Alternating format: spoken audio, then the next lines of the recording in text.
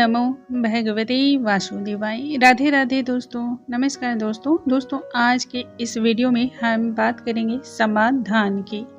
समाधान किस चीज़ का? ज़्यादातर लोगों के मन में अनेक प्रकार से ये प्रश्न आ रहे हैं और प्रश्न पूछे भी जा रहे हैं, बार बार पूछे जा रहे हैं। कमेंट बॉक्स में बार बार इस तरह के प्रश्न आ रहे हैं कि हमारे यहाँ सूतक लग गया है। सूतक के दौरान घर में यदि लड्डू गोपाल हैं तो लड्डू गोपाल की पूजा हमें किस प्रकार से करनी चाहिए?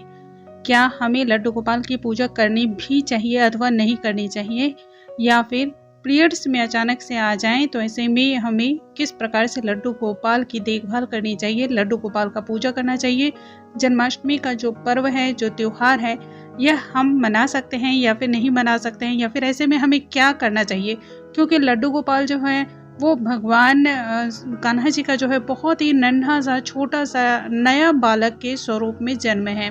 ठीक है, तो नए बालक को आप यूं ही तो नहीं छोड़ सकते हैं, लेकिन सूतक और पातक के समय जो है किसी भी तरह का पूजा पाठ नहीं किया जाता है, धार्मिक कार्य नहीं किए जाते हैं। ऐसे में लड्डू गोपाल को हम क्या करें या फिर उनके लिए हमें कौन से नियमों का पालन करना चाहिए? क्योंकि सूतक और पातक किसी के यहाँ भी जब आते हैं, देखिए दोस्तों, ये सभी चीज़ें बताते हुए नहीं आते हैं या पहले से आगाह करके नहीं आते हैं जो आप उनके लिए प्री प्लान करके किसी भी चीज़ को चलें। तो ऐसे में अगर अचानक से घटनाएं घट जाएं तो हमें क्या करनी चाहिए, इसके बारे में आज का ये वीडियो है। आइए हम वीडियो को स्टार्ट करते हैं। नमस्कार दोस्तों, कैसे हैं आप सभी? उम्मीद करती हूँ आप सभी स्वस्थ होंगे, सुरक्षित होंगे और आप सभी को उत्तम भविष्य की कामना करते हुए आज का ये वीडियो स्टार्ट करती हूँ। सबसे पहले आप सभी भक्तों को, जो भी कान्हा जी को मानते हैं और जन्माष्टमी का व्रत त्योहार रखने वाले हैं, उन सभी को जन्माष्टमी की हार्दिक शुभकामनाएं। भगवान से मंगल कामना करती हूँ कि आप सभी के जीवन में सुख शांति समृद्धि और इसके साथ ही ढेर सारी खुशियां बरकरार रहें। आइए वीडियो को हम स्टार्ट करते हैं। दोस्तों, जैसा कि हम सभी जानते हैं, किसी भी घर में पूजा पाठ करने से कितनी सारी निगेटिविटी जो होती है वो खत्म होती है, घर में सकारात्मक ऊर्जाओं का वास होता है। जिस घर में प्रतिदिन पूजा पाठ होता है, जिस घर में प्रतिदिन ठाकुर जी की सेवा होती है, उस घर की जो ऑरा होती है ना, वो अलग ही तरह की होती है। आप अक्सर देखते होंगे, जिस भी घर में लड्डू गोपाल की दिखावे के लिए नहीं, सच्ची श्रद्धा के साथ पूजा पाठ की जाती है, उस घर के लोगों के व्यक्तित्व में एक अलग ही प्रकार का आकर्षण होता है, आकर्षक व्यक्तित्व होता है। इसलिए घर में पूजा पाठ अनिवार्य रूप से करनी चाहिए। अब ऐसे में सूतक और पातक, ये सभी चीजें जो होती हैं, घर में अचानक से किसी भी तरह की दुर्घटना का हो जाना, मृत्यु हो जाना या फिर नए बच्चे का जन्म लेना, तो ऐसे में सूतक और पातक तो लग गया। तो ऐसे में हमें लड्डू गोपाल की पूजा किस प्रकार से करनी चाहिए? क्योंकि लड्डू गोपाल की पूजा बहुत ही ज़्यादा विशेष होती है। कहते हैं वैसे भी जो भी भक्त लड्डू गोपाल की पूजा करता है, उसे संतान से संबंधित किसी भी प्रकार की समस्या का सामना नहीं करना पड़ता है। भगवान श्री हरि का ये एक छोटा सा नन्हा सा रूप है जो कि अपने आप में ही बहुत ही प्यारा सा है, और आप सच्ची श्रद्धा भाव से यदि लड्डू गोपाल की पूजा करते हैं तो जीवन के अनेक समस्याएं चुटकी बजाते ही समाप्त भी होती है। कान्हा जी झट से उस समस्या को दूर करते हैं। घर में अचानक से सूतक पातक लग जाना ये कोई बहुत बड़ी बात नहीं है, क्योंकि ये सभी चीजें किसी को बताकर नहीं आती हैं, और जिस व्यक्ति ने भी, जिसने भी इस पृथ्वी पर जन्म लिया है, इस भूलोक पर जन्म लिया है, उसे इन सभी चीज़ों का सामना तो करना ही पड़ता है, क्योंकि यह जो है हमारे जीवन का है एक हिस्सा ही है। इसलिए इन सभी चीज़ों का आना जाना तो लगा रहता है। ऐसे में किसी भी पूजा पाठ या फिर शुभ मांगलिक कार्य करने को हमेशा मनाही की जाती है। अब ऐसे में पूजा पाठ तो हम कर नहीं सकते हैं, लेकिन लड्डू गोपाल को इस प्रकार से आप कैसे छोड़ सकते हैं? लड्डू गोपाल तो बहुत ही छोटे से नन्हे से बालक हैं, और नन्हे बालक को तो आप भूखा नहीं रख सकते हैं, है ना? तो ऐसे में क्या उपाय है, किस प्रकार से आपको लड्डू गोपाल की सेवा करनी है? देखिए, पहली बात तो ये कि इसके लिए बहुत ज़्यादा ताम झाम करने की ज़रूरत नहीं है। 50 लोगों के बीच जो है ना, आपको बताने की ज़रूरत नहीं है कि आपके यहाँ लड्डू गोपाल है। जिनके ऊपर आपकी श्रद्धा हो, जिनके ऊपर आपका विश्वास हो, ऐसे यदि कोई पड़ोसी हैं तो आप उनसे लड्डू गोपाल की पूजा करवा सकते हैं। भोग उनको लगाने के लिए आप कह सकते हैं।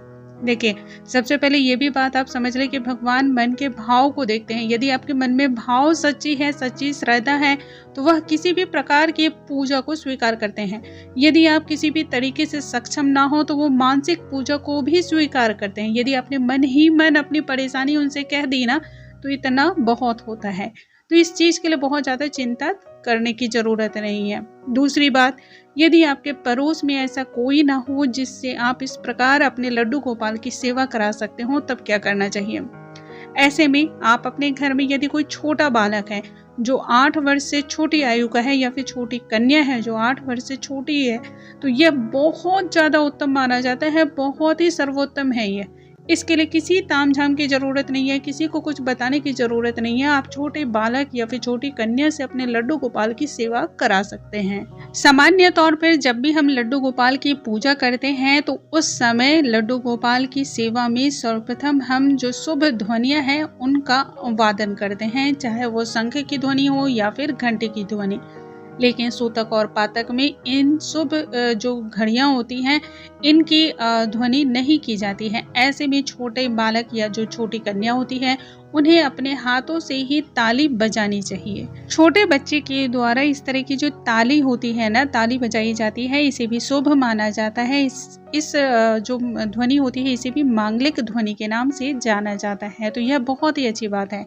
अब बात इसके अलावा भी आती है कि यदि छोटे बालक और या छोटी बालिका ना हो जिनसे आप लड्डू गोपाल की सेवा करा सकें, उनका स्नान करा सकें, भोग लगा सकें, तो ऐसे में क्या करना चाहिए? यदि आपके घर में बेटी है, यदि वो शादीशुदा है तो भी, और यदि वह शादीशुदा नहीं है तब भी, यदि जमाई हो तो उनसे भी आप लड्डू गोपाल की पूजा करा सकते हैं।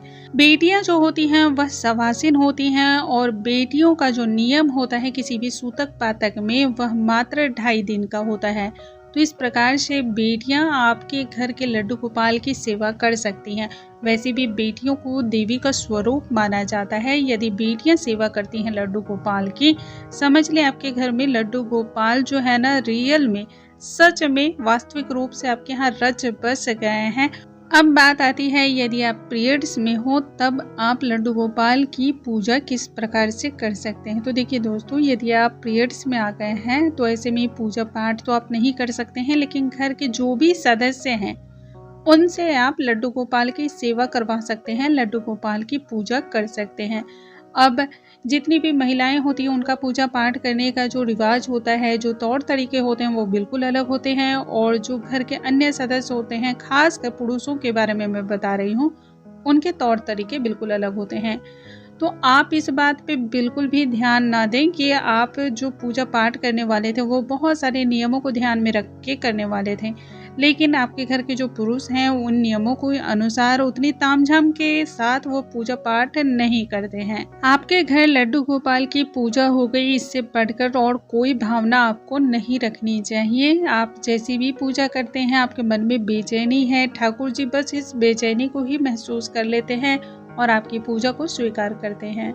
इस प्रकार से आप अपनी जो भी पूजा है उसको पूर्ण करा सकते हैं, और इसमें किसी भी प्रकार की कोई दिक्कत की बात नहीं है। दोस्तों, यदि आज का वीडियो पसंद आया हो तो चैनल को लाइक, शेयर और सब्सक्राइब करना बिल्कुल ना भूलें। अगले वीडियो में हम एक नई जानकारी के साथ फिर से मिलेंगे। तब तक के लिए नमस्कार दोस्तों।